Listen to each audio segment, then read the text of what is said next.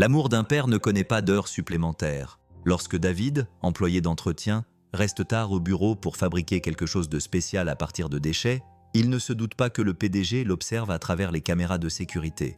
Ce qui commence comme un simple geste d'amour devient un moment qui change tout, prouvant que les cadeaux les plus précieux ne s'achètent pas. Ils sont fabriqués avec des mains tremblantes de fatigue et des cœurs qui refusent d'abandonner. Parfois, les plus petits gestes ont le plus grand impact. Et parfois, être vu alors que l'on se croit invisible est exactement ce dont le monde a besoin. Avant de commencer, n'oubliez pas de vous abonner et de laisser un commentaire. Où dans le monde regardez-vous cette vidéo?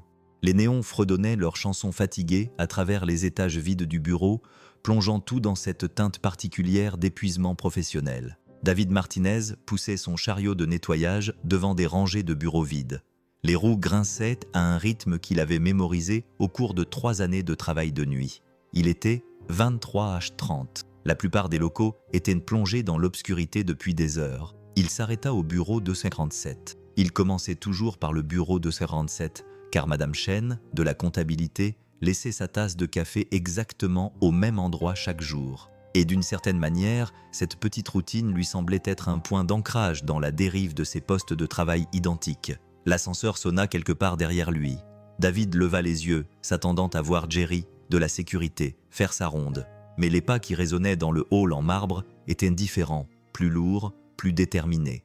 Richard Hulbrook sortit de l'ascenseur, son costume sur mesure froissé, signe de journée de 18 heures et de bataille dans la salle du conseil. Le PDG ne travaillait jamais aussi tard. Si c'était le cas, David ne l'avait jamais vu. Leur monde fonctionnait selon des horaires différents, à des étages différents, dans des univers complètement différents. Holbrook s'arrêta, semblant remarquer David pour la première fois en 3 ans qu'ils partageaient le même bâtiment. Un signe de tête, bref, poli, le genre de reconnaissance qui disait « Je vois que vous existez sans m'engager davantage. Vous travaillez tard ce soir », dit Hulbrook, et David ne sut dire s'il s'agissait d'une question ou d'une observation. « Tous les soirs, monsieur. » Bien sûr. Le PDG disparut dans son bureau d'angle, et David reprit sa routine. Poubelle, traces d'aspirateur sur la moquette, polissage de la table de conférence jusqu'à ce qu'elle brille comme de l'eau calme. Mais ce soir, c'était différent. Ce soir, David ne cessait de jeter un œil à l'horloge, calculant les minutes et les heures et la distance entre ici et chez lui, où son fils de 8 ans, Marcus, dormait dans une chambre qui semblait trop vide, trop calme, trop remplie de choses qu'il n'avait pas les moyens de remplir. Demain, c'était l'anniversaire de Marcus. Cette pensée pesait sur le cœur de David comme une pierre. 9 ans. 9 bougies sur un gâteau qu'il devrait acheter dans le rayon des soldes de l'épicerie. 9 vœux que David ne pourrait exaucer, peu importe à quel point il travaillait dur, peu importe le nombre d'heures supplémentaires qu'il effectuait, peu importe le nombre d'étages qu'il nettoyait jusqu'à ce que ses genoux lui fassent mal et que son dos hurle de douleur. Marcus demandait un vélo depuis des mois. Il ne l'exigeait pas. Marcus n'exigeait jamais rien. Il le mentionnait simplement avec précaution, comme le font les enfants lorsqu'ils savent que l'argent est rare et que les rêves coûtent cher. Il y a un garçon à l'école. Son vélo a des lumières qui clignotent quand on pédale. Marcus l'avait dit la semaine dernière, en rangeant ses petites voitures Hot Wheels sur la table de la cuisine avec la précision méthodique d'un enfant qui prend soin de ses quelques possessions. Je parie que je pourrais aller à l'école à vélo si j'en avais un. Ça te ferait économiser de l'essence. À 8 ans, il essayait déjà de résoudre des problèmes qui ne lui appartenaient pas. David vida une autre poubelle. Le bruit des papiers froissés tombant au fond de son chariot résonnait de façon anormalement forte dans le silence. À travers les baies vitrées, la ville s'étendait comme un circuit imprimé, avec ses connexions lumineuses et ses lumières clignotantes. Quelque part, d'autres pères lisaient des histoires à leurs enfants avant de les coucher, leur apprenaient à faire du vélo, étaient un présent pour les petits moments qui composaient l'enfance. Lui, il était là, toujours là. L'ascenseur sonna à nouveau et David s'attendait à voir Hulbrook partir. Mais le PDG en sortit sans sa veste, les manches retroussées, l'air d'un homme prêt à s'installer pour longtemps. « Excusez-moi » appela Hulbrook à travers le couloir. « David, c'est ça ?» David arrêta de pousser son chariot. « Oui, monsieur. Depuis combien de temps travaillez-vous ici ?»« 3 ans le mois prochain. » Holbrook s'approcha et David remarqua la fatigue dans ses yeux. La façon dont sa montre de luxe reflétait la lumière fluorescente. « Vous avez une famille ?»« Un fils. Quel âge a-t-il ?»« Il aura 9 ans demain. » Quelque chose changea dans l'expression de Hulbrook. Bref, presque imperceptible. C'est un bon âge. Oui, monsieur. Il se tenait dans l'espace entre les bureaux, entouré de tables vides et d'ordinateurs éteints. Deux hommes issus de mondes différents se retrouvaient dans le même purgatoire fluorescent après de minuit. « Je devrais vous laisser retourner au travail, » dit Holbrook, mais il ne bougea pas. « Ce n'est pas grave, monsieur. J'ai de grands projets pour son anniversaire. » David sentit la question lui monter à la gorge. Comment expliquer à un homme qui avait probablement dépensé plus pour son déjeuner que David ne gagnait en une semaine que les projets d'anniversaire d'un enfant de 9 ans impliquaient des décorations achetées dans un magasin à $1 et un espoir emprunté? « On trouvera une solution, » dit David. Holbrook acquiesça comme s'il comprenait, mais David savait qu'il ne pouvait pas. Pas vraiment. Pas le poids d'être le seul parent, le seul revenu, la seule personne qui se dresse entre votre enfant et le genre de déception qui façonne ce qu'il deviendra. Le PDG disparut dans son bureau et David retourna à son chariot, sa routine, sa chorégraphie minutieuse consistant à faire disparaître les dégâts des autres. Mais tandis qu'il travaillait, passant l'aspirateur sur un tapis qui serait à nouveau sale le lendemain, il se surprit à penser à la salle de stockage du 15e étage, aux cartons remplis de vieux équipements que les entreprises jetaient lorsqu'elles se modernisaient, à la roue de vélo qu'il y avait vue la semaine dernière, encore en bon état, mais qui faisait partie d'un vélo d'appartement dont plus personne ne voulait. L'idée germa tranquillement dans son esprit, comme le font les idées désespérées lorsque vous êtes à court d'options et que le temps presse. À 2 heures du matin, David avait terminé les étages qui lui avaient été assignés. Le bâtiment était plongé dans un silence profond, le genre de silence qui n'existe que dans les lieux construits pour le bruit et l'activité lorsqu'ils sont enfin autorisés à se reposer. Il aurait dû rentrer chez lui, pointer, conduire sa Honda vieille de 15 ans dans les rues désertes, se glisser dans son lit pour quelques heures avant que Marcus ne se réveille en attendant une magie d'anniversaire que David ne pouvait lui offrir. Au lieu de cela, il prit l'ascenseur jusqu'au 15e étage. La salle de stockage sentait la poussière et l'abandon. Des ampoules fluorescentes clignotaient au-dessus de piles de technologies obsolètes et de meubles oubliés. David trouva ce qu'il cherchait dans le coin arrière. Le vélo d'appartement, un modèle élégant et fixe que quelqu'un avait décidé qu'il prenait trop de place dans la salle de sport des cadres. Les roues étaient parfaites, à peine utilisées. De vraies rousses de vélo avec de bons pneus en caoutchouc et des rayons chromés qui reflétaient en la faible lumière comme des promesses. David regarda autour de lui, répertoriant les possibilités. Une chaise de bureau avec un cadre solide mais un revêtement déchiré. Quelques vieux câbles d'ordinateur. Quelques étagères métalliques qui pourraient être réutilisées. Le début de quelque chose qui, avec suffisamment de travail et d'espoir, pourrait devenir autre chose. Il commença par les roues. Pour les démonter du vélo d'appartement, il lui fallait des outils qu'il n'avait pas.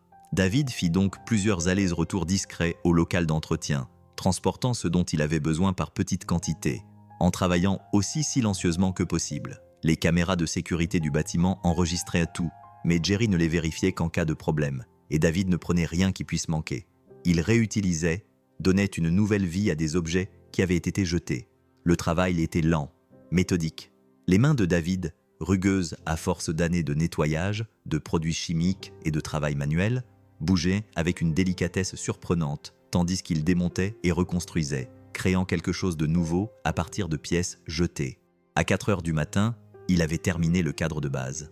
Ce n'était ni joli, ni parfait, mais fonctionnel. Un vélo construit à partir de mobilier de bureau et de détermination, assemblé à l'aide de colliers de serrage et d'une ingénierie minutieuse. Il ressemblait exactement à ce qu'il était, le désespoir nocturne d'un père qui avait pris forme. Mais il roulait.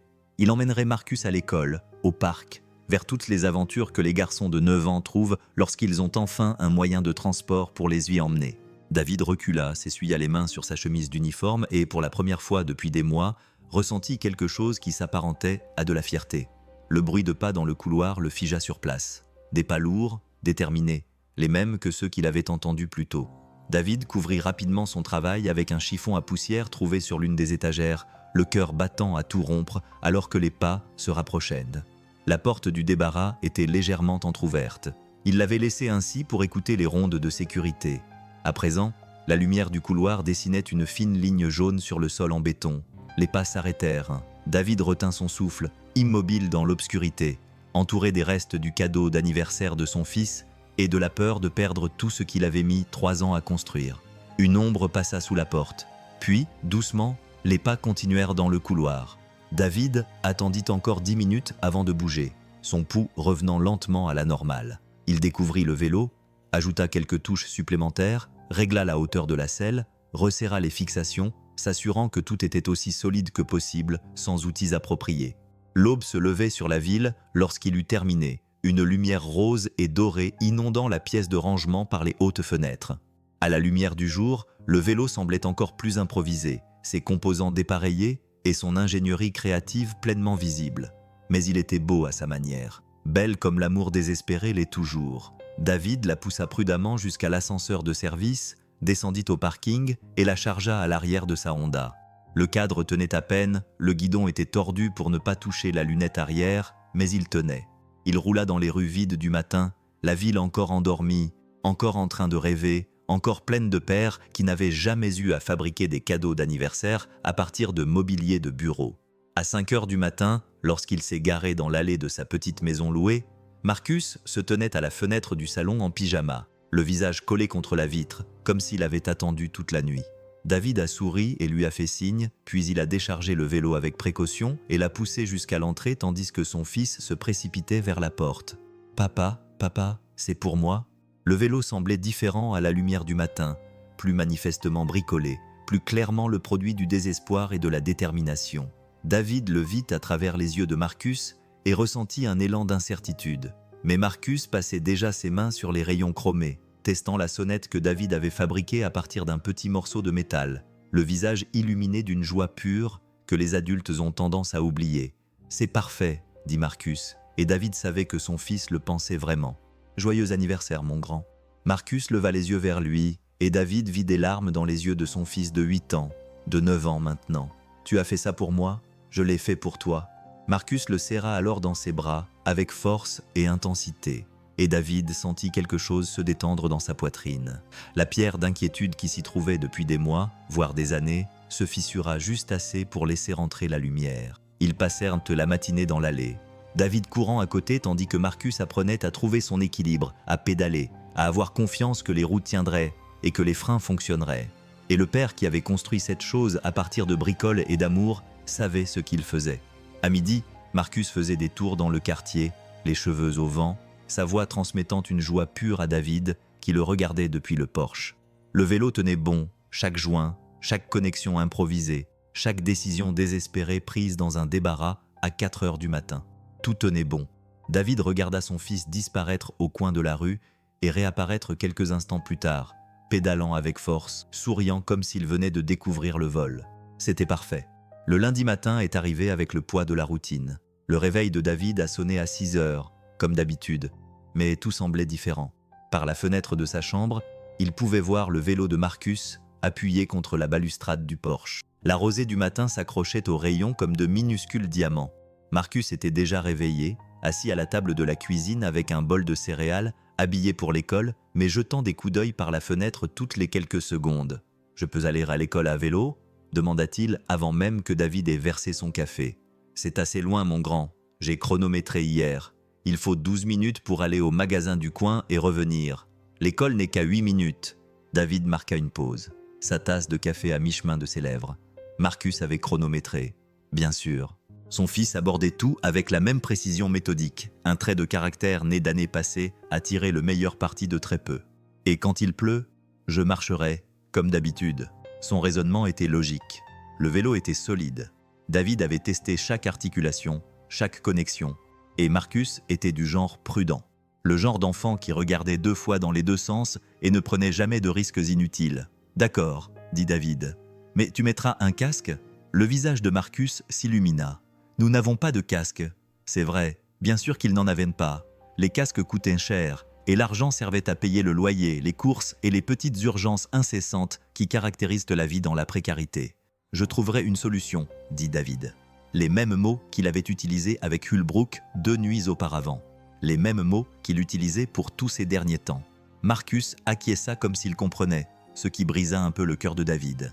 À 9 ans, il maîtrisait déjà parfaitement le langage du débrouillard. David conduisit Marcus à l'école ce matin-là, le vélo attaché à l'arrière de la Honda. Ils allaient faire un compromis.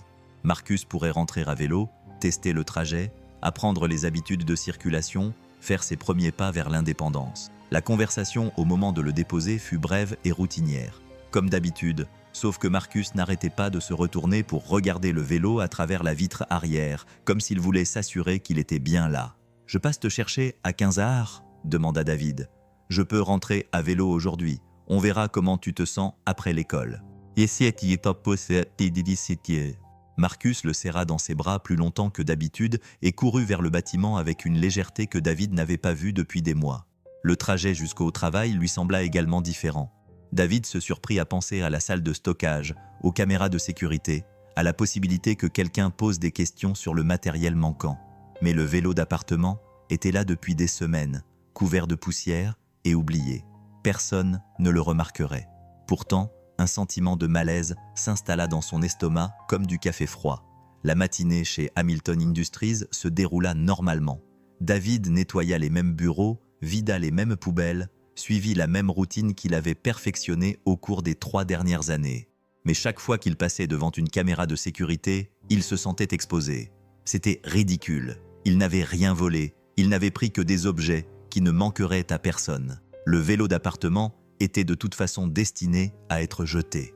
Il n'avait fait qu'accélérer le processus. Mais la culpabilité ne suit pas la logique, et David se surprit à sursauter à chaque ombre, s'attendant à ce que la sécurité le coince à tout moment. La pause déjeuner arriva à midi. David mangeait généralement dans la salle de pause des employés, un sandwich au beurre de cacahuètes et les fruits en promotion cette semaine-là. Mais aujourd'hui, il se sentait agité, nerveux, incapable de rester en place. Il décida de marcher. Le bâtiment de Hamilton Industries se trouvait au cœur du centre-ville, entouré de cafés et de restaurants qui accueillaient les hommes d'affaires. David s'aventurait rarement dans cette partie de la ville pendant la journée, son monde se composant principalement de quarts de nuit, de bâtiments vides et d'espaces tranquilles entre les vies des autres. Mais maintenant, marchant parmi la foule du déjeuner dans son uniforme d'entretien, il se sentait invisible d'une manière différente. Pas l'invisibilité confortable du travail de nuit, mais l'invisibilité aiguë des frontières de classe, celle d'être la personne qui nettoyait après la journée de tout le monde. Il passait devant un magasin de vélos lorsqu'il s'arrêta. La vitrine présentait un casque pour enfants, bleu vif, avec des personnages de dessins animés. 24 $ selon l'étiquette. David le regarda à travers la vitre, calculant. 24 $, c'était 2 jours de course. 24 $, c'était l'argent du déjeuner scolaire de Marcus pour une semaine. 24 $, c'était aussi la sécurité de son fils. David poussa la porte, la clochette annonçant son entrée dans un monde de vélos coûteux et d'équipements spécialisés. Le vendeur, un jeune homme à l'allure étudiante et aux cheveux parfaitement coiffés, leva les yeux de son téléphone avec une impatience à peine dissimulée. « Je peux vous aider ? J'ai besoin d'un casque, » dit David. Pour un enfant de 9 ans. Le jeune homme fit un geste vague en direction du présentoir mural. Les casques pour enfants sont là-bas. Les prix commencent à 30 $. Le cœur de David se serra. Celui de la vitrine devait être un ancien modèle. Ou peut-être avait-il mal lu l'étiquette. 30 $. Autant dire 300. Il s'approcha quand même, touchant les casques colorés, vérifiant les étiquettes de prix avec un désespoir grandissant. 35, 42, 58 pour un casque avec des lumières LED, que Marcus adorerait et que David ne pourrait jamais se permettre. En fait, dit le vendeur en apparaissant à ses côtés, nous en avons des d'occasion à l'arrière, des reprises. Ils sont encore en bon état, mais pas très beaux. L'espoir renaquit. Combien ? 15 $ pour un modèle basique. Ils sont tous certifiés conformes aux normes de sécurité, juste un peu abîmés. 15 $. David pouvait se permettre 15 $. Cela signifiait des nouilles ramen pour le dîner au lieu du poulet qu'il avait prévu, mais c'était faisable. Je peux les voir ? Le jeune homme disparut dans l'arrière-boutique et revint avec un carton rempli de casques plus ou moins usés. David les passa en revue, à la recherche d'un casque qui irait à Marcus et qui ne serait pas trop rayé ou décoloré. Il le trouva vers le fond, un simple casque noir, à peine utilisé, avec seulement quelques petites éraflures à l'arrière. La taille était parfaite, 15 $. Celui-là, dit David. La transaction fut rapide et anonyme. David paya en espèces avec l'appoint et sortit avec le casque dans un simple sac en papier brun. Le soulagement qu'il ressentit était disproportionné par rapport à l'achat. Ce n'était qu'un casque, seulement 15 $. Mais il représentait quelque chose de plus grand, l'achèvement d'un cadeau, la fin d'un cycle qu'il avait commencé 2 nuits auparavant dans un entrepôt. Il retournait vers Hamilton Industries lorsqu'il aperçut la voiture de police. Ce n'était pas inhabituel dans le centre-ville, où les policiers étaient toujours présents pour maintenir l'ordre parmi la foule qui déjeunait et dans le quartier des affaires. Mais celle-ci était garée juste devant son immeuble et David sentit son estomac se nouer lorsqu'il reconnut la berline banalisée à côté. La sécurité. David ralentit le pas, essayant de paraître détendu alors que tous ses instincts lui criaient de courir. Quelqu'un avait-il signalé la disparition du vélo d'appartement ? Jerry avait-il finalement vérifié les images de vidéosurveillance ? Il se força à continuer à marcher, à entrer dans l'immeuble par l'entrée des employés comme il le faisait tous les jours. Le hall d'entrée était normal, avec des gens qui allaient et venaient, l'agitation habituelle de midi. Personne ne le regarda 2 fois. Mais alors que David attendait l'ascenseur, il remarqua Jenkins, de la sécurité, qui parlait à un policier près de la réception. Leur voix était basse, sérieuse, professionnelle. Les portes de l'ascenseur s'ouvrirent et David entra, appuyant sur le bouton du 14e étage où l'attendaient ses tâches de l'après-midi. Mais alors que les portes se refermaient, il aperçut Jenkins qui pointait du doigt les ascenseurs. Les mains de David tremblaient lorsqu'il arriva à son placard à fournitures. Ce n'était peut-être rien. Peut-être que la police était là pour toute autre chose. Une effraction, une plainte, n'importe quoi d'autre qu'un agent d'entretien qui avait réutilisé du mobilier de bureau pour l'anniversaire de son fils. Mais le casque dans son sac lui semblait désormais lourd. Il attendait avec la possibilité qu'il n'ait plus d'emploi pour le payer. L'après-midi passa au ralenti. Chaque pas dans le couloir faisait battre le cœur de David à tout rompre. Chaque sonnerie de téléphone, chaque dingue de l'ascenseur, chaque bruit normal de la vie de bureau lui semblait être un compte à rebours vers des conséquences qu'il ne pouvait pas se permettre. À 14h30, la radio de David se mit à grésiller. David Martinez à la sécurité. David Martinez à la sécurité. Le trajet lui sembla interminable. L'esprit de David tournait à toute vitesse, cherchant des explications, des justifications, des histoires désespérées sur des malentendus et de bonnes intentions. Mais il savait comment cela allait paraître, comment cela allait être perçu. Un employé vole des biens de l'entreprise à des fins personnelles. Le bureau de la sécurité était petit, exigu, équipé de moniteurs affichant les images des caméras installées dans tout le bâtiment. Jenkins était assis derrière son bureau, le visage impassible. Le policier était parti, mais une femme en tailleur était assise dans le fauteuil du coin. Probablement quelqu'un des ressources humaines. « David, » dit Jenkins, « merci d'être venu. Y a-t-il un problème ? Nous avons quelques questions à propos de samedi soir. Vous avez travaillé tard. » La bouche de David s'assécha. « Je travaille toujours tard. C'est le service de nuit, n'est-ce pas ? Mais vous êtes resté ici plus longtemps que d'habitude, jusqu'à près de 6 heures du matin. » D'après les registres, la vérité flottait dans l'air entre eux, lourde et indéniable. David pouvait mentir, prétendre qu'il avait fait du nettoyage supplémentaire, travailler sur des projets spéciaux. Mais les images de vidéosurveillance révéleraient la vérité. « Je peux vous expliquer, » dit David. Jenkins se cala dans son fauteuil. « Je n'en doute pas, mais avant cela, je voudrais que vous regardiez quelque chose. » Il tourna l'un des écrans vers David et tapa sur le clavier pour afficher les images enregistrées. L'horodatage indiquait samedi soir 23h47. La vue provenait d'une caméra située dans le couloir du 15e étage, dirigée directement vers la porte du local de stockage. David se vit apparaître à l'écran, poussant son chariot de nettoyage, regardant nerveusement autour de lui avant d'entrer dans la pièce. L'enregistrement fit un bond en avant. 00h23. David sortait avec la roue du vélo d'appartement. 1h15. Il transportait des câbles et des pièces de chaise. 2h45. Il roulait quelque chose recouvert d'un chiffon. Les preuves étaient complètes, indéniables, enregistrées en haute définition. « Tu veux me dire ce que tu faisais ?» demanda Jenkins. David regarda la femme des ressources humaines, puis Jenkins, puis son propre visage coupable figé sur l'écran de sécurité.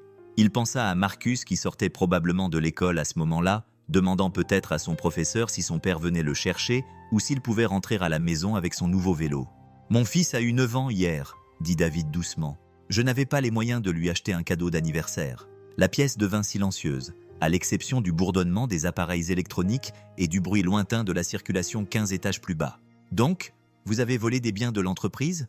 dit la femme des ressources humaines, sans poser de questions. « J'ai réutilisé du matériel qui allait être jeté, » dit David.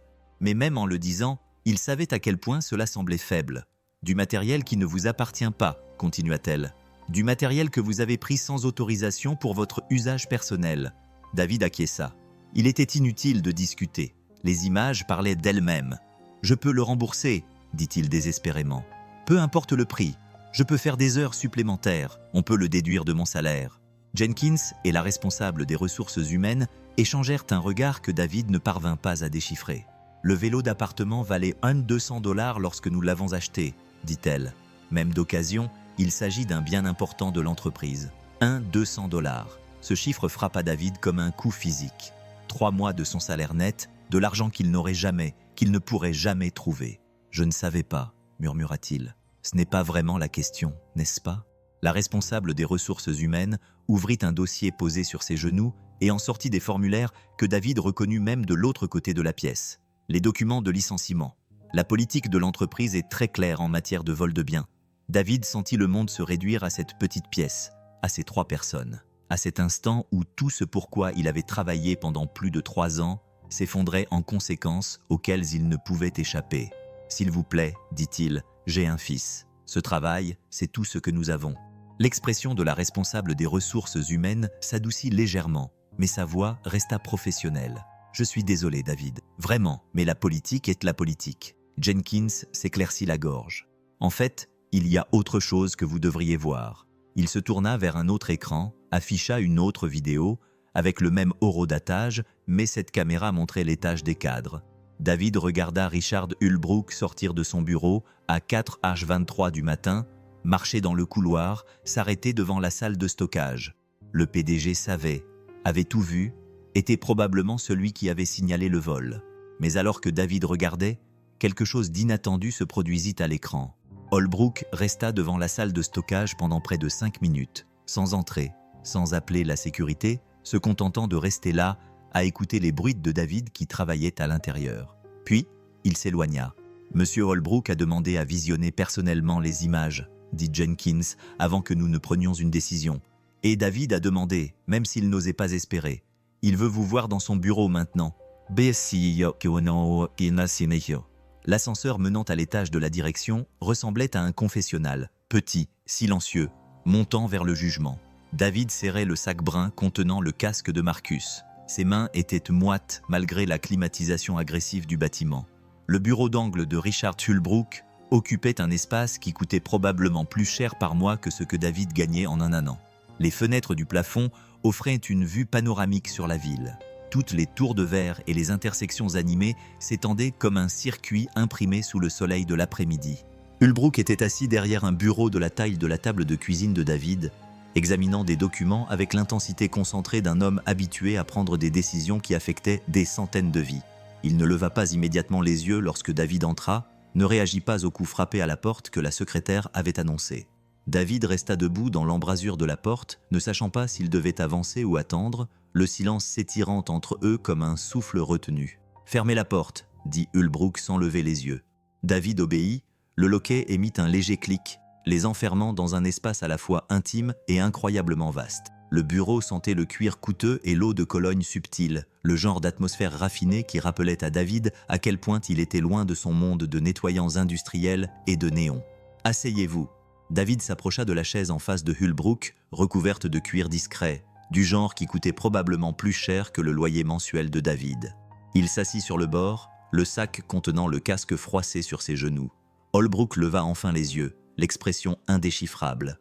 Ses yeux gris, qui avaient probablement fixé des adversaires dans des salles de réunion et des contrats de plusieurs millions de dollars, se concentraient désormais sur un employé d'entretien qui avait volé des biens de l'entreprise pour construire un vélo à son fils. « Parlez-moi de votre fils », dit Hulbrook.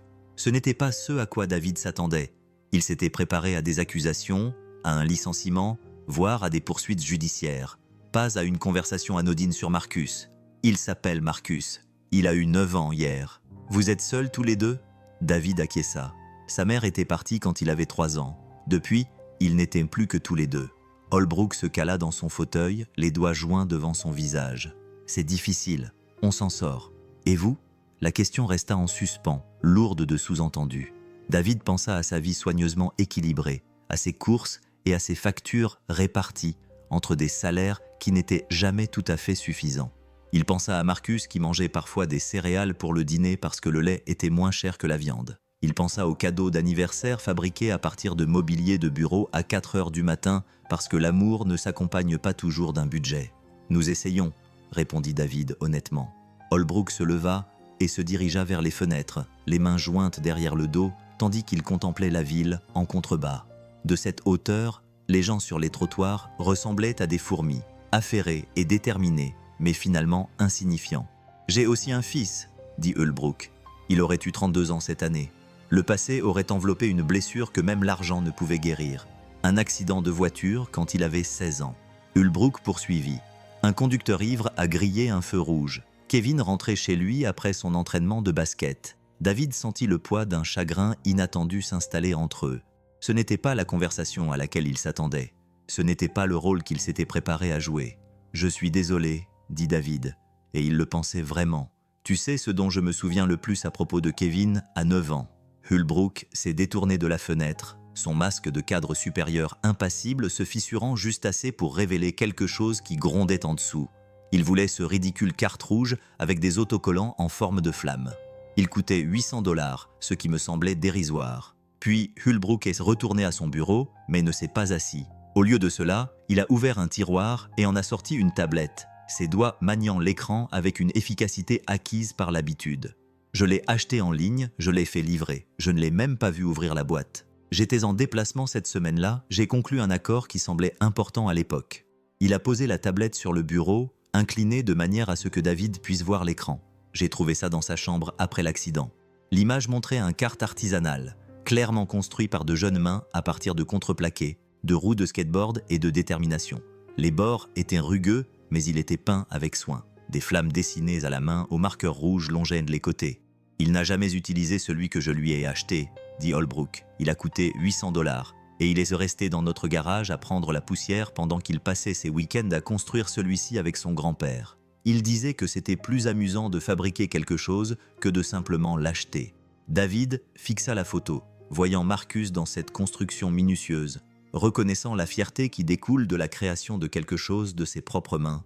À 9 ans, a poursuivi Hulbrook, il avait déjà compris quelque chose que je n'ai appris que trop tard, que la valeur ne réside pas dans ce que l'on dépense, mais dans ce que l'on donne de soi-même. Le bureau est devenu silencieux, à l'exception du bourdonnement lointain de la circulation et du doux murmure du système de ventilation.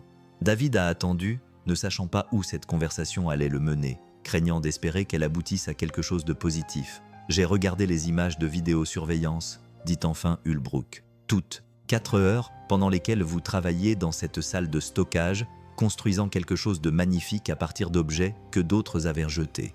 David eut la gorge serrée. Je sais que c'était mal. Je sais que je n'aurais pas dû. Mal. Holbrook l'interrompit. Vous avez passé votre samedi soir, votre temps libre, votre énergie à créer quelque chose qui avait du sens pour votre fils en utilisant du matériel qui était littéralement prévu pour être jeté la semaine suivante. Il fit un geste vers la tablette, vers l'image du kart artisanal de son fils. Ce qui est mal, c'est que je n'ai jamais appris à faire ce que vous avez fait. David se sentait perdu dans la conversation, ne sachant pas ce que Hulbrook attendait de lui. Quelle réponse attendait-il? Je ne comprends pas. Holbrook s'assit, se penchant en avant, les coudes posés sur le bureau. Combien gagnez-vous, David? La question était directe, désagréablement personnelle.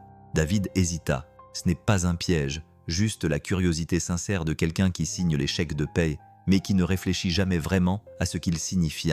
22 000 $ par an, répondit David doucement. Plus les heures supplémentaires quand il y en a. Holbrook hocha la tête comme s'il s'attendait à ce chiffre, mais David vit quelque chose passer sur son visage. Une récompense peut-être, ou la reconnaissance d'une réalité qu'il n'avait jamais envisagée. Et 800 $ de loyer par mois, la nourriture, les factures, le crédit automobile. David fit le calcul à voix haute. Le même calcul qu'il faisait chaque mois, chaque semaine, parfois chaque jour. Le calcul minutieux de la survie qui ne laissait aucune place aux extras, aux casques de vélo, aux petits luxes que les autres familles considéraient comme acquis. « Il ne reste pas grand-chose », observa Holbrook. « Non, monsieur, mais vous avez réussi. Vous avez trouvé le moyen d'offrir à votre fils quelque chose qui compte pour lui pour son anniversaire. » Et si tu me David se redressa sur sa chaise, le cuir grinçant doucement. « J'utilise les biens de l'entreprise sans autorisation. Je comprends si vous devez me licencier. Vous licencier ?»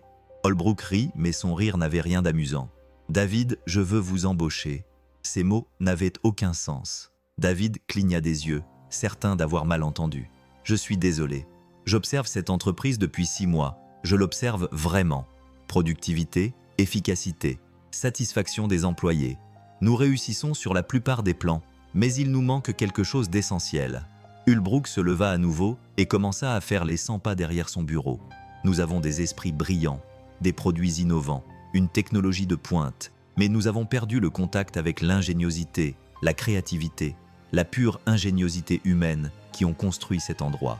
David écoutait, ne comprenant toujours pas où cela menait. Vous avez pris du matériel mis au rebut et vous l'avez transformé en quelque chose de beau, de fonctionnel, quelque chose qui a résolu un vrai problème pour quelqu'un qui vous est cher. Holbrook cessa de faire les 100 pas et fixa David de son regard gris. C'est exactement le genre de réflexion dont nous avons besoin ici. Je ne comprends pas ce que vous me demandez. Je vous offre un poste dans notre laboratoire d'innovation, recherche et développement. Nous avons besoin de personnes capables de voir le potentiel dans des choses que d'autres ont abandonnées, capables de créer des solutions avec des ressources limitées. David eut l'impression que le sol se dérobait sous ses pieds. Je suis agent d'entretien, je nettoie des bureaux. Vous êtes un solutionneur de problèmes qui nettoie des bureaux. Il y a une différence. L'offre flottait dans l'air entre eux. Impossible, tentante et terrifiante à la fois. David pensa à Marcus, au vélo construit à partir de pièces détachées, au casque sur ses genoux qui représentait 15 $ qu'il ne pouvait pas se permettre et un amour qu'il ne pouvait pas quantifier. Combien cela rapporterait-il ? Demanda David, se sentant coupable de poser la question, mais ayant besoin de savoir. Le salaire de départ serait de 55 000 $, avec tous les avantages sociaux, y compris l'assurance maladie et une aide à la formation si vous souhaitez terminer vos études. 55 000 $, soit plus du double de ce que David gagnait actuellement, suffisamment pour louer un vrai appartement, acheter un vélo convenable à Marcus et ne plus avoir à choisir entre les courses et les factures. Je n'ai pas de formation officielle. David répondit qu'il n'avait pas de diplôme universitaire. Certaines de nos meilleures innovations sont venues de personnes qui sortent des cadres traditionnels. Le vélo de votre fils est la preuve que vous comprenez les principes d'ingénierie, l'allocation des ressources et la résolution créative de problèmes. Hulbrook retourna s'asseoir. Nous pouvons vous enseigner le langage technique. Nous ne pouvons pas vous apprendre à voir des possibilités là où les autres ne voient que des déchets. David fixa l'écran de la tablette sur l'image d'un kart artisanal construit par un enfant de 9 ans et sentit quelque chose bouger dans sa poitrine. De l'espoir peut-être, ou la reconnaissance d'un chemin qu'il n'aurait jamais cru possible. « Il y a une condition, » dit Hulbrook. Le cœur de David se serra. « Bien sûr, il y avait un hic. Je veux que vous apportiez le vélo de votre fils au bureau. Exposez-le dans le laboratoire d'innovation. Rappelez à tous ceux qui y travaillent à quoi ressemble la véritable innovation. » David sourit pour la première fois depuis son arrivée au bureau. Il l'utilise pour aller à l'école maintenant. Il sera peut-être difficile de le lui retirer. Nous lui en achèterons un nouveau, un vrai. Mais je veux que tout le monde voie ce que son père a construit pour lui avec amour et détermination, et une pièce de rangement remplie de rebuts. La conversation se poursuivit pendant encore 20 minutes. Les détails concernant le poste, la date de début, la logistique du passage de l'entretien de nuit à l'équipe de jour dans un service complètement différent. Mais David se surprit à penser à Marcus, à aller le chercher à l'école, à avoir des nouvelles qui changeraient tout. Lorsqu'il quitta enfin le bureau de Hulbrook, les mains de David tremblaient, pas à cause de la peur cette fois, mais à cause du vertige écrasant d'une vie soudainement transformée. La descente en ascenseur lui a donné l'impression de sortir d'un rêve impossible, mais le contrat dans sa poche, signé et officiel, prouvait que c'était réel. David était à mi-chemin de sa voiture lorsqu'il s'est souvenu du casque. Marcus sortirait de l'école dans 15 minutes. Pour la première fois en 3 ans, David n'aurait pas à se précipiter chez lui pour se préparer pour son quart de nuit. Pour la première fois dans la vie de Marcus, David allait pouvoir aller le chercher à l'école et passer l'après-midi avec lui, père et fils, sans la pression constante du temps et de l'argent et l'épuisement causé par le fait de travailler pendant que le reste du monde dormait. David roula vers l'école de Marcus, la radio à fond et les vitres baissées, se sentant plus léger qu'il ne l'avait été depuis des années. Le casque était posé sur le siège passager, à côté de la carte de visite de Hulbrook et du contrat signé qui promettait un avenir qu'aucun d'eux n'avait osé imaginer. Lorsque David se gara sur le parking de l'école, Marcus attendait déjà près des porte-vélos, la tête nue, tournant avec espoir vers chaque voiture qui arrivait. Il aperçut la Honda et fit un signe de la main, avec ce grand sourire qui rendait tous les sacrifices valables. « Papa, tu es en avance. Je pensais qu'on pourrait peut-être aller au parc, » dit David en sortant pour aider Marcus à charger le vélo sur la banquette arrière. « Essayez ce nouveau casque que j'ai trouvé. » Marcus examina le casque noir avec l'œil critique d'un expert de 9 ans. « Il est parfait. Combien il a coûté? Ne t'en fais pas pour ça. »« Mais, papa, Marcus. » David s'agenouilla pour se mettre à la hauteur des yeux de son fils, les mains sur ses épaules. Parfois, de bonnes choses arrivent. Parfois, l'univers décide de rétablir l'équilibre. Marcus observa le visage de son père, lisant dans son expression quelque chose qui fit passer ses propres traits de l'inquiétude à la curiosité, puis à l'espoir. Quel genre de bonnes choses? Le genre qui signifie que tu n'auras peut-être plus à te soucier de l'argent pour le casque. Le genre qui signifie que nous pourrons peut-être nous offrir quelques extras. David sortit la carte de visite de Hullbrook et montra à Marcus le logo de Hamilton Industries ainsi que l'impressionnant titre sous le nom de Richard Hullbrook. Le PDG de ton entreprise t'a donné sa carte. Il m'a donné un travail, mon grand. Un meilleur travail. Un travail qui me permet de venir te chercher à l'école tous les jours, si tu veux. Marcus fixa la carte, puis son père, puis le vélo qui avait tout déclenché. À cause de mon vélo d'anniversaire. Parce que ton père est apparemment plus doué pour construire des choses qu'il ne le pensait. Marcus l'a alors serré dans ses bras, avec la force et l'intensité d'un enfant de 9 ans qui comprend que parfois, les meilleurs cadeaux sont ceux qui continuent de donner. Alors qu'il roulait vers le parc, Marcus parlant avec enthousiasme des casques, des vélos et de la possibilité que son père soit à la maison pour le dîner tous les soirs, David a aperçu son reflet dans le rétroviseur. Pour la première fois en 3 ans, il avait l'air d'un homme qui avait un avenir. 3 mois plus tard, le laboratoire d'innovation de Hamilton Industries bourdonnait de l'énergie tranquille des esprits au travail. L'espace avait été réaménagé depuis l'arrivée de David. L'environnement stérile de l'entreprise avait laissé place à une esthétique plus proche de celle d'un atelier. Des tableaux blancs couverts de croquis et d'équations tapissaient les murs. Et au centre de la pièce, monté sur un présentoir sur mesure, trônait le vélo de Marcus. Le cadeau d'anniversaire improvisé était devenu une sorte de légende au sein de l'entreprise. Les nouveaux employés étaient amenés le voir pendant leur orientation. Les ingénieurs y faisaient référence dans leur présentation sur la résolution créative de problèmes et David avait perdu le compte du nombre de cadres qui s'étaient arrêtés pour passer leurs doigts sur le cadre improvisé et demander l'histoire qui se cachait derrière. David se tenait à son poste de travail, examinant les schémas d'un système de filtration d'eau pouvant être construit à partir de matériaux facilement disponibles. Ce projet était né de sa compréhension croissante que les meilleures innovations venaient souvent de la nécessité et non de l'abondance. Son équipe développait des prototypes de systèmes d'aide humanitaire en cas de catastrophe, capables de fournir de l'eau potable dans les zones où les infrastructures traditionnelles avaient échoué. Martinez appela Sarah Chen, la directrice du laboratoire, depuis l'autre bout de la pièce. Salle de conférence dans 5 minutes. Hullbrook veut voir la présentation trimestrielle. David enregistra son travail et rassembla ses documents. Les revues trimestrielles étaient devenues une routine, mais elles avaient toujours leur importance. Le laboratoire d'innovation était le projet favori de Hullbrook, sa tentative d'insuffler une créativité pratique dans une entreprise qui s'était peut-être trop accommodée des solutions conventionnelles. La salle de conférence du 20e étage offrait la même vue panoramique sur la ville que le bureau de Hullbrook, mais l'atmosphère y était différente, moins formelle, plus collaborative. La table en acajou était recouverte de prototypes et de croquis, témoins de 3 mois de réflexion novatrice. Hullbrook entra avec son habituelle démarche déterminée, mais David avait appris à lire les signes subtils, le léger relâchement autour de ses yeux, sa façon de bouger avec moins de rigidité.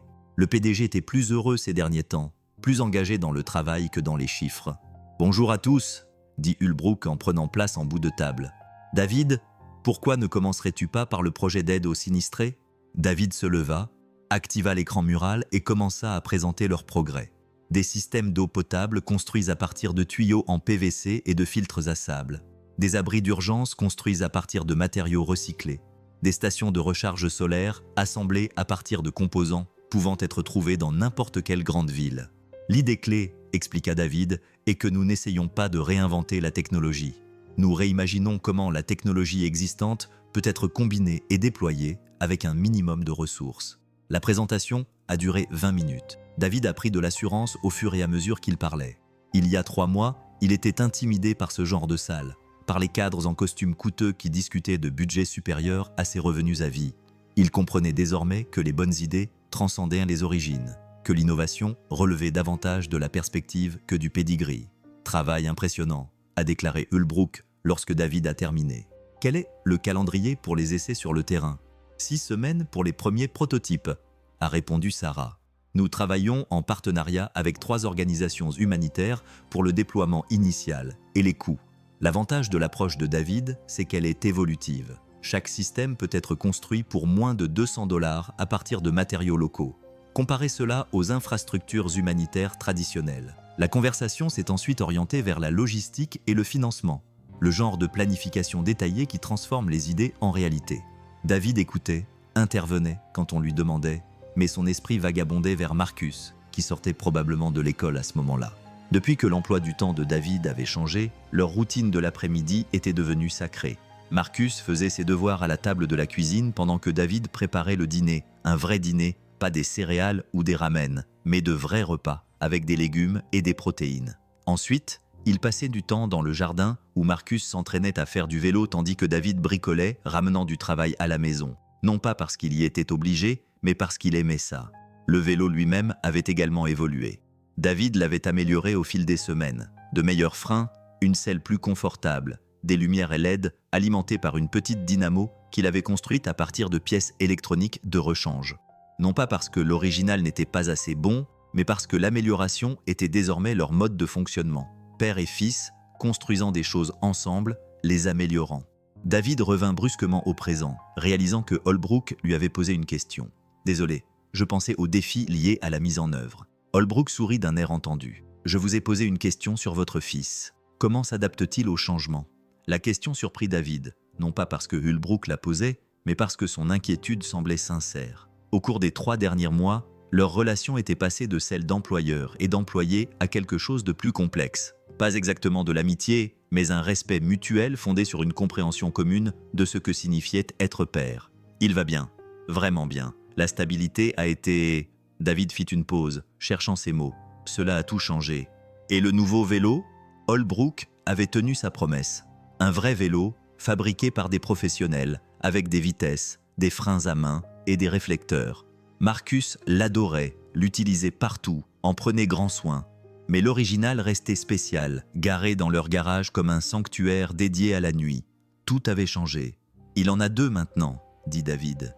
Il utilise le nouveau pour les longs trajets, mais préfère toujours l'original pour aller à l'école. Il dit qu'il se sent chez lui dessus. Tout le monde autour de la table acquiesça. Tout le monde connaissait désormais l'histoire. Tous avaient entendu différentes versions de cette nuit de samedi, où un agent d'entretien avait, sans le savoir, impressionné le PDG en construisant quelque chose de magnifique à partir de pièces jetées. « À propos, dit Holbrook, j'ai quelque chose à discuter avec vous après la réunion. » David acquiesça et reporta son attention sur la présentation tandis que Sarah détaillait la prochaine phase de développement. Mais un sentiment de malaise s'insinua dans ses pensées. Les conversations privées avec Holbrook pouvaient aller dans les 2 sens, promotion ou problème, opportunité ou obstacle. La réunion s'est terminée par des poignées de main et la planification du calendrier, la chorégraphie habituelle des entreprises, où les personnes suffisamment importantes pour que leur temps soit géré par d'autres. David s'attarda tandis que la salle se vidait, rassemblant ses documents pendant que Holbrook relisait ses notes sur sa tablette. Lorsqu'ils se retrouvèrent seuls, Holbrook se dirigea vers les fenêtres, sa position habituelle pour les conversations difficiles. « Nous avons été invités à faire une présentation au Sommet international de l'innovation à Genève, dit-il sans se retourner. Une conférence de 3 jours réunissant 2000 ingénieurs et designers de renommée mondiale. David attendit la suite, ne comprenant pas pourquoi Holbrook lui donnait des détails sur la conférence. « Ils veulent que vous soyez le conférencier principal. » Ces mots frappèrent David comme une force physique. Conférencier principal, sommet international, 2000 ingénieurs de renommée mondiale. « Je pense qu'il y a une erreur, » dit David avec prudence. « Il n'y a pas d'erreur. Ils t'ont spécifiquement demandé après avoir vu notre présentation sur les secours en cas de catastrophe en ligne. Ils veulent entendre parler d'innovation pratique, de recherche de solutions avec des ressources limitées. » Holbrook se détourna de la fenêtre, l'air sérieux. « Ils veulent entendre parler du vélo. » David s'assit lourdement sur la chaise la plus proche. Il y a 3 mois, il vidait des poubelles et s'inquiétait de l'achat de casques à 15 $. Aujourd'hui, quelqu'un voulait qu'il prenne la parole lors d'une conférence internationale sur l'innovation. « Je ne peux pas faire ça, » dit David. « Je ne suis pas un orateur. Je n'ai ni l'expérience ni les qualifications nécessaires. »« Vous avez quelque chose de mieux, » l'interrompit Holbrook. « Vous avez l'authenticité. Vous avez vécu le genre de défi que la plupart de ces ingénieurs ne connaissent qu'à travers des études de cas. Mais de quoi pourrais-je bien parler ?» Holbrook retourna s'asseoir, se penchant en avant avec cette intensité concentrée que David avait appris à reconnaître comme son mode de réflexion. Parlez-leur de samedi soir. Parlez-leur d'un père qui aimait suffisamment son fils pour passer 4 heures dans un débarras à construire quelque chose d'important à partir d'objets que d'autres avaient jetés. Holbrook fit une pause. Parle-leur de la différence entre innovation et invention, de la différence entre ce que nous pouvons nous permettre et ce que nous pouvons créer. David pensa à Marcus, à la fierté dans les yeux de son fils lorsqu'il avait vu pour la première fois le vélo fait main, aux lettres qu'ils avaient reçues d'organisations humanitaires enthousiasmées par les prototypes de filtration d'eau, à la satisfaction tranquille d'avoir résolu des problèmes importants pour des personnes qui avaient besoin de solutions. La conférence aura lieu dans 6 semaines. Holbrook poursuivit. Tous les frais sont pris en charge. Évidemment, vous manquerez 2 jours de travail, mais je pense que nous pouvons nous débrouiller sans vous. David sourit à cette plaisanterie gentille. 6 semaines pour préparer un discours destiné à certains des ingénieurs les plus accomplis au monde. 6 semaines pour trouver comment raconter son histoire d'une manière qui pourrait inspirer les autres à voir les possibilités plutôt que les limites. Et si je nous mettais dans l'embarras? Et si je n'étais pas prêt pour quelque chose comme ça? David Holbrook dit doucement. Tu es prêt pour ça depuis toujours. Tu ne le savais simplement pas. La conversation se poursuivit pendant quelques minutes. Logistique, organisation du voyage, suggestion que Marcus pourrait apprécier de visiter la Suisse pendant les vacances d'été. Mais l'esprit de David était déjà en ébullition, réfléchissant à ce qu'il voulait dire, au message qui pourrait avoir de l'importance pour les personnes capables de changer le monde si elles se souvenaient pourquoi elles avaient voulu le changer au départ. Lorsque David quitta enfin le bureau, il rentra chez lui en empruntant des rues familières qui lui semblaient désormais différentes. Le même trajet qu'il avait emprunté pendant des années, mais vu du point de vue de quelqu'un dont la vie avait été transformée par des circonstances qu'il n'aurait jamais osé imaginer. Marcus l'attendait dans l'allée lorsque David arriva. Les 2 vélos étaient alignés à côté de lui, comme s'il procédait à une inspection. « Papa, regarde ce que j'ai trouvé. » Marcus lui montra sa dernière modification, un petit miroir qu'il avait fixé au guidon du vélo d'origine, incliné de manière à lui permettre de voir derrière lui pendant qu'il roulait. Simple, pratique, efficace. C'est génial, mon grand. Comment as-tu eu cette idée? Madame Rodriguez parlait de la résolution de problèmes en cours de maths. Elle a dit « Les meilleures solutions sont généralement les plus simples. » Marcus sourit à son père. « Comme ton vélo pour moi. Simple, mais parfait. » David s'agenouilla et serra Marcus dans ses bras plus longtemps que d'habitude. Son fils sentait la poussière du terrain de jeu et la sueur de l'enfance. Le plus beau parfum du monde. Et si je te disais qu'on pourrait partir en voyage ensemble cet été? David a parlé d'un endroit vraiment spécial. Où ça? En Suisse. Il y a une conférence où je suis censé faire un discours. Marcus s'est reculé, les yeux écarquillés. Un discours sur quoi? Sur toi, sur nous, sur ce qui se passe quand des gens qui s'aiment trouvent le moyen de rendre possible l'impossible. Marcus a réfléchi à cela avec le sérieux d'un enfant de 9 ans, puis a hoché la tête comme si cela lui semblait tout à fait logique. « Je peux t'aider à l'écrire? J'aimerais bien. » Ils passèrent la soirée dans le jardin, Marcus écrivant des cercles dans le petit espace tandis que David esquissait des idées pour sa présentation. Pas de notes formelles, juste des réflexions sur la paternité et la créativité, et sur la façon dont la nécessité pouvait devenir la mère de l'invention lorsque l'amour fournissait le plan. Alors que le soleil se couchait sur leur quartier, avec ses petites maisons et ses pelouses soignées, mais qui semblaient désormais plus belles, David regardait son fils s'entraîner à faire des figures sur le vélo qui avait tout déclenché.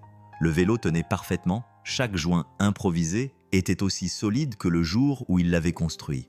Mais plus que cela, il était devenu le symbole de ce qu'il était possible de faire quand on refusait d'accepter que les circonstances définissent les capacités.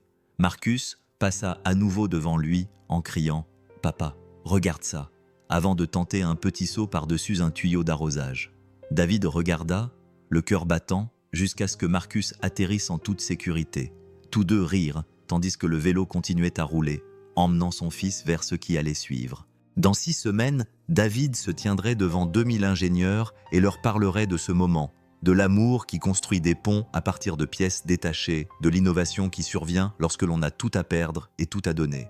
Mais ce soir-là, il n'y avait qu'un père et son fils dans un jardin, perfectionnant l'art de faire rouler les rêves sur des roues construites à partir de détermination et d'espoir. Le centre de conférence de Genève s'élevait au bord du lac Léman comme un monument de verre à l'ambition humaine. Ses surfaces incurvées reflétaient à la fois les Alpes suisses et le visage nerveux d'un technicien de maintenance de l'Ohio, qui était censé s'adresser à 2000 des esprits les plus brillants du monde dans 3 heures. David se tenait devant les baies vitrées de sa chambre d'hôtel, regardant la lumière du matin danser sur l'eau tandis que Marcus dormait dans le lit derrière lui. Les 6 dernières semaines de préparation lui semblaient à la fois une éternité et un instant, avec d'innombrables soirées passées à rédiger et à réécrire son discours, à s'entraîner devant Marcus, qui lui donnait son avis avec l'honnêteté brutale dont seuls les enfants sont capables. La voix endormie de papa Marcus sortit de l'oreiller. « C'est l'heure ? Pas encore, mon grand. Encore quelques heures. » Marcus s'assit, les cheveux ébouriffés dans tous les sens, et rejoignit David à la fenêtre. La ville de Genève s'éveillait dans un calme efficace. Les gens marchant d'un pas décidaient le long du lac. Les joggeurs matinaux, le bourdonnement lointain d'un monde vacant à ses occupations. « Tu es nerveux ?» demanda Marcus. David réfléchit à la question. Terrifié serait plus exact. Quelque part dans ce centre de congrès, des ingénieurs qui avaient conçu des satellites, des appareils médicaux et des systèmes permettant à des villes entières de fonctionner se rassemblaient pour écouter ce qu'il avait à dire sur l'innovation. « Oui, admit David, assez nerveux. Tu veux répéter encore une fois ?» Ils avaient répété le discours tellement de fois que Marcus aurait probablement pu le prononcer lui-même. Mais le rituel était devenu réconfortant, un moyen d'ancrer la réalité impossible d'être ici, à ce moment précis, avec cette opportunité. Une fois de plus ne pouvait pas faire de mal. Marcus s'assit en tailleur sur le lit, endossant son rôle de public, tandis que David se tenait près de la fenêtre et commençait à réciter les mots qu'il avait mémorisés comme une prière. « Il y a 3 ans, j'étais invisible. Pas invisible au sens figuré, mais littéralement invisible. Je nettoyais des immeubles de bureaux la nuit, je travaillais pendant que la ville dormait, j'existais dans les espaces entre les vies des autres. Le début semblait différent ici, dans cette élégante chambre d'hôtel avec vue sur le lac Léman. L'histoire qui avait commencé dans un entrepôt de l'Ohio semblait désormais destinée à ce moment, à ce public. Cette occasion de parler d'un type d'innovation qui ne s'était pas produit dans des laboratoires ou des salles de réunion, mais dans le désespoir silencieux d'un amour confronté à la nécessité. David poursuivit en racontant le 9e anniversaire de Beats Marcus, le sentiment de vide de ne rien avoir à offrir, la découverte d'équipements mis au rebut qui pouvaient devenir quelque chose de magnifique. Mais tandis qu'il parlait, il se surprit à penser non pas au public qu'il allait affronter dans quelques heures, mais à l'homme qui avait rendu cela possible. Richard Hulbrook s'était rendu à Genève séparément, arrivant la veille pour des réunions préliminaires avec les organisateurs de la conférence. Mais il avait tenu à dîner avec David et Marcus la veille au soir, partageant des anecdotes sur son propre fils, sur les regrets qui accompagnaient le succès obtenu au prix de sa présence. Kevin aurait adoré cela. Holbrook avait dit, en regardant Marcus construire un château élaboré à partir de petits pains pendant qu'ils attendaient leur entrée. Il avait cette même créativité concentrée, cette même façon de voir des possibilités là où les autres ne voyaient que des petits pains. La douleur dans la voix de Hulbrook était encore évidente, même des années après la perte. Mais il y avait autre chose, dans une sorte de guérison qui venait du fait de voir David et Marcus ensemble, de voir le genre de relation père-fils qu'ils n'avaient jamais vraiment réussi à construire. La conférence devrait être intéressante, avait poursuivi Brooke. Beaucoup de gens très intelligents qui ont oublié ce que c'est que d'avoir besoin de quelque chose qu'on ne peut pas acheter. David termina son entraînement. Et Marcus applaudit avec un enthousiasme théâtral. « Parfait, déclara Marcus. Mais n'oublie pas de faire une pause après la partie sur le cadre du vélo. C'est le moment où tout le monde réalise ce que tu as réellement construit. » À 9 ans, il comprenait déjà le timing dramatique. David sourit, sentant sa nervosité s'atténuer. S'il pouvait raconter cette histoire à son fils, il pouvait la raconter à n'importe qui. Ils habillèrent David avec le nouveau costume que Hulbrook avait insisté pour acheter à Marcus, des vêtements qui le faisaient paraître plus âgé, plus sophistiqué. Le garçon qui avait appris à faire du vélo sur un vélo construit à partir de mobilier de bureau se comportait désormais avec une confiance tranquille, à l'aise dans des espaces qui auraient intimidé son père quelques mois auparavant. Le trajet en taxi jusqu'au centre des congrès se déroula dans un silence complice, tous deux regardant Genève défiler derrière la vitre. Des bâtiments anciens abritant des entreprises modernes, l'élégance d'antan s'adaptant aux besoins contemporains. Tout comme la transformation de David lui-même, il se rendit compte que le centre des congrès bourdonnait d'une énergie contrôlée. Des milliers de personnes se déplaçaient avec détermination dans des espaces conçus pour faciliter l'échange d'idées. Des écrans numériques annonçaient des sessions sur l'intelligence artificielle, l'énergie durable, la biotechnologie, les dernières innovations humaines présentées sous forme de listes à puces et d'affectation de salles de conférence. David s'est présenté au bureau d'inscription, a reçu son badge d'orateur et un dossier contenant des documents, et a essayé de ne pas penser au fait que son nom figurait désormais sur le même programme que celui de lauréat du prix Nobel et de pionnier de la technologie. Monsieur Martinez, une jeune femme à l'accent britannique, s'est approchée, une tablette à la main. « Je m'appelle Sarah, je travaille pour le service de coordination des conférences. Nous sommes prêts à vérifier votre équipement dès que vous le souhaitez. » L'auditorium principal était immense, avec des sièges disposés en gradins raides vers un plafond qui semblait incroyablement haut. La scène semblait petite depuis le fond de la salle, intime malgré l'espace qui l'entourait. David essaya de l'imaginer rempli de gens, tous concentrés sur lui, attendant des mots qui pourraient changer leur façon de voir leur travail. Le test technique consistait en une vérification de routine des niveaux des microphones, des transitions entre les diapositives et de la chorégraphie de base des présentations modernes. Mais lorsque la première diapositive de David est apparue sur l'écran géant derrière le podium, il a senti quelque chose changer dans sa compréhension du moment. L'image était simple. Le vélo de Marcus, photographié dans le laboratoire d'innovation de Hamilton Industries, entouré des équipements sophistiqués et des tableaux blancs qui définissent désormais l'environnement de travail quotidien de David. Le contraste était saisissant. Un travail artisanal improvisé entouré de technologies de pointe, la nécessité rencontrant l'abondance, l'amour rendu visible à travers du mobilier de bureau mis au rebut. « Magnifique photo », dit le coordinateur technique. « Elle fait vraiment passer le message. » David acquiesça, même s'il n'était pas sûr du message que le coordinateur pensait voir. Pour David, l'image représentait quelque chose de plus personnel, la distance entre où il avait été et où il était maintenant, mesurée non pas en salaire ou en statut, mais en possibilités. Les sessions du matin se déroulèrent au rythme habituel des conférences, présentations sur les technologies de pointe, pause networking alimentée par du café hors de prix, ambiance ambitieuse et performante caractéristique des rassemblements de personnes habituées à changer le monde.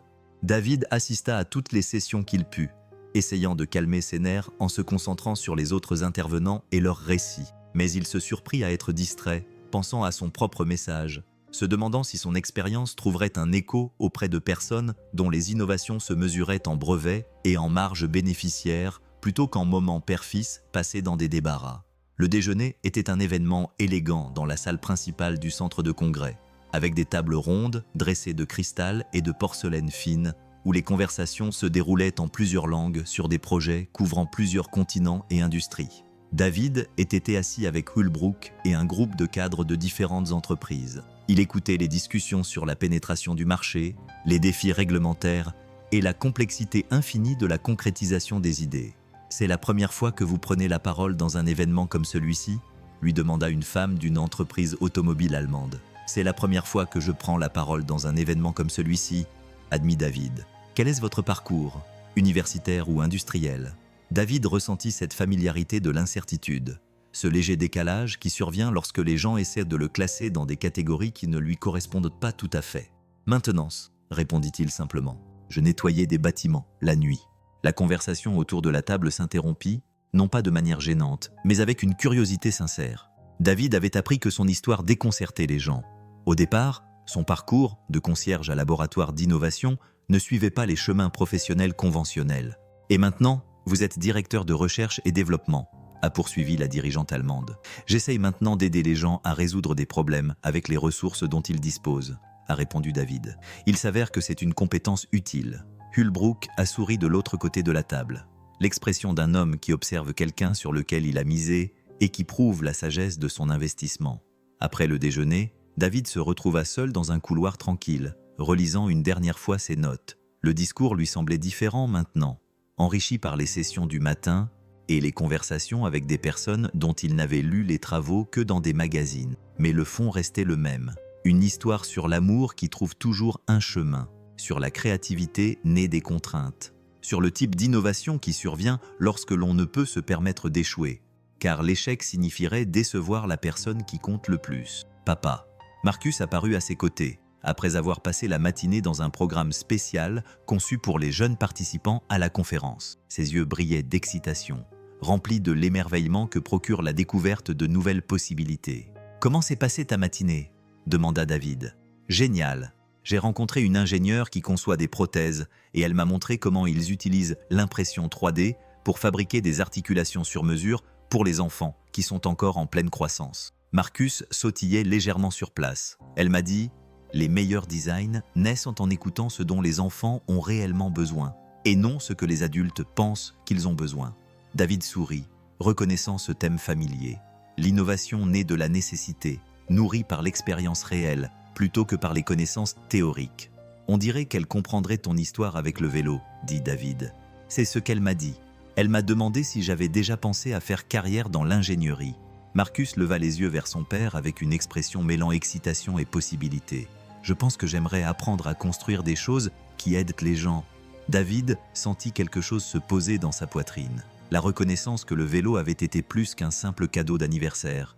Il avait été une introduction à une façon de penser, une démonstration que les problèmes pouvaient être résolus avec créativité et détermination. « Je pense que tu serais doué pour ça, » dit David. La session de l'après-midi a commencé à 14h. David s'est assis au premier rang de l'auditorium, regardant la salle se remplir de personnes qu'il n'avait auparavant vues que dans les journaux et les magazines spécialisés. Des ingénieurs qui avaient conçu la Station spatiale internationale, des chercheurs qui travaillaient sur des remèdes pour des maladies dont David ne pouvait prononcer le nom, des entrepreneurs dont les entreprises employaient des milliers de personnes à travers le monde.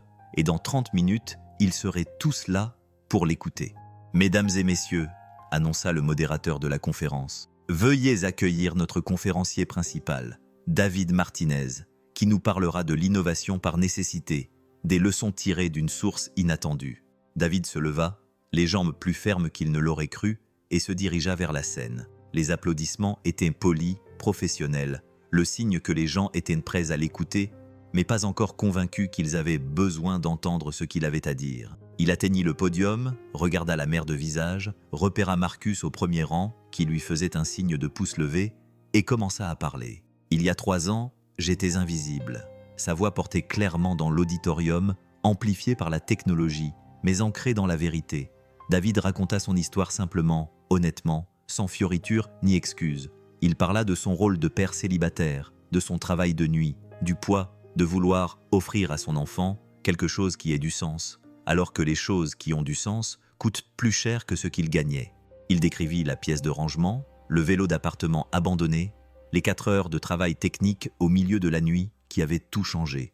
Il a parlé de la nécessité comme contrainte de conception, de l'amour comme force motrice, du type d'innovation qui survient lorsque vous n'avez d'autre choix que de réussir. Le public l'écoutait avec une attention croissante, et David a senti le moment où la salle est passée d'un intérêt poli à un engagement sincère. Ces personnes étaient habituées à des présentations techniques complexes, mais elles ont reconnu quelque chose d'universel dans son histoire, la volonté de résoudre des problèmes, de créer des solutions, de faire quelque chose d'important avec les ressources disponibles.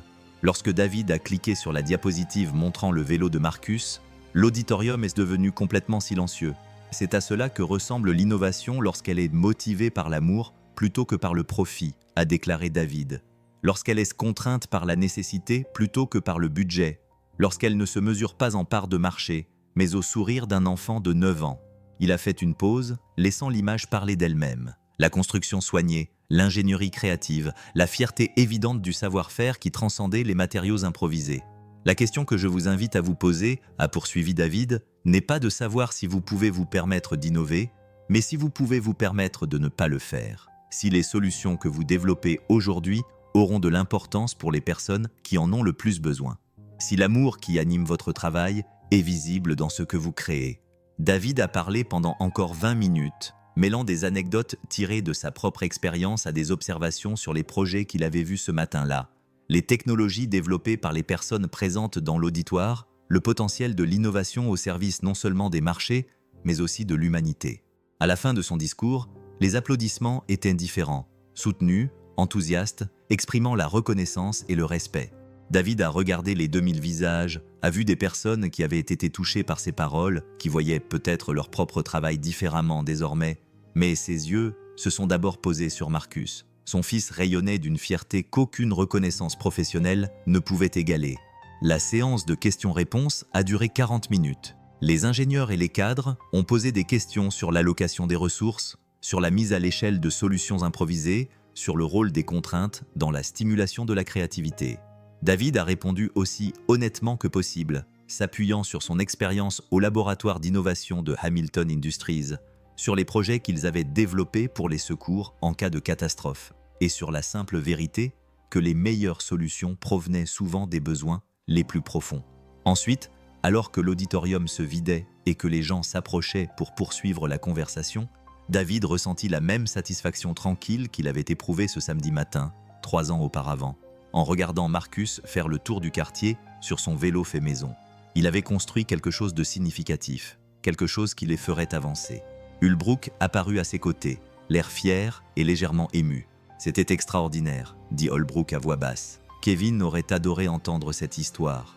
David regarda l'homme plus âgé, voyant non pas le puissant PDG, mais le père qui avait perdu son fils et qui avait trouvé une sorte d'apaisement en regardant David et Marcus construire ensemble quelque chose de magnifique. « Merci », dit David, « pour tout. Pour avoir donné sa chance à un agent d'entretien qui avait fabriqué un vélo à partir de mobilier de bureau. »« Merci », répondit Ulbrook, « de m'avoir rappelé ce que signifie réellement l'innovation. » Alors que le centre de congrès se vidait et que Genève s'installait dans la soirée, David et Marcus marchèrent le long des rives du lac Léman, les Alpes s'élevant comme des promesses au loin. Marcus roulait sur son scooter de voyage, un compromis entre son vélo bien-aimé et les réglementations aériennes internationales, tandis que David suivait son rythme à pied. « Alors, que se passe-t-il maintenant ?» demanda Marcus, en effectuant un petit saut par-dessus une fissure dans le trottoir. « Maintenant, nous rentrons chez nous, » répondit David. « Nous retournons au travail, à l'école, à notre vie normale. Mais elle n'est plus normale, n'est-ce pas ?» David réfléchit à la question. Demain, ils prendraient l'avion pour rentrer chez eux, dans l'Ohio, dans leur petite maison, et retrouver leur routine familière. David retournerait au laboratoire d'innovation, où il continuerait à développer des solutions à des problèmes importants. Marcus retournerait en CM1, retrouverait ses devoirs, ses amis et les petits drames de l'enfance. Mais quelque chose de fondamental avait changé. Pas seulement leur situation, même si celle-ci avait radicalement changé, mais leur compréhension de ce qui était possible, lorsque l'amour rencontrait la détermination, lorsque la nécessité stimulait la créativité, lorsque pères et fils travaillaient ensemble pour construire quelque chose de significatif à partir des matériaux qu'ils pouvaient trouver. « Non », dit finalement David, « ce n'est plus comme avant. » Ils continuèrent à marcher tandis que le soleil se couchait sur le lac Léman, père et fils avançant ensemble, portés par les roues, l'espoir et la certitude tranquille que les meilleures innovations ne venaient pas des laboratoires ou des salles de réunion, mais de la créativité infinie de l'amour, refusant d'accepter que les choses impossibles devaient rester impossibles. Derrière eux, le centre de congrès brillait d'une lumière chaleureuse, déjà prêt pour les sessions du lendemain sur les technologies qui façonneraient l'avenir. Mais cette nuit-là appartenait à un père et à son fils qui avaient appris que l'avenir se construisait une solution improvisée à la fois, un acte d'amour à la fois, un moment où l'on croyait que les choses jetées pouvaient devenir belles si l'on prenait la peine de voir leur potentiel. David tendit la main et prit celle de Marcus tandis qu'il marchait. Les mêmes mains qui avaient construit un vélo à partir de mobilier de bureau, qui avaient créé des possibilités à partir du désespoir, qui avaient prouvé que parfois, les plus petits gestes ont le plus grand retentissement et que les solutions les plus simples changent tout. Le centre de congrès de Genève s'estompa derrière eux, mais l'histoire qu'ils y avaient partagée allait se poursuivre, les portant vers ce qui allait suivre avec la confiance tranquille de ceux qui savent que l'amour, la détermination et la volonté de voir le potentiel des objets mis au rebut peuvent surmonter tous les obstacles, résoudre tous les problèmes et construire tous les rêves qui valent la peine d'être construits.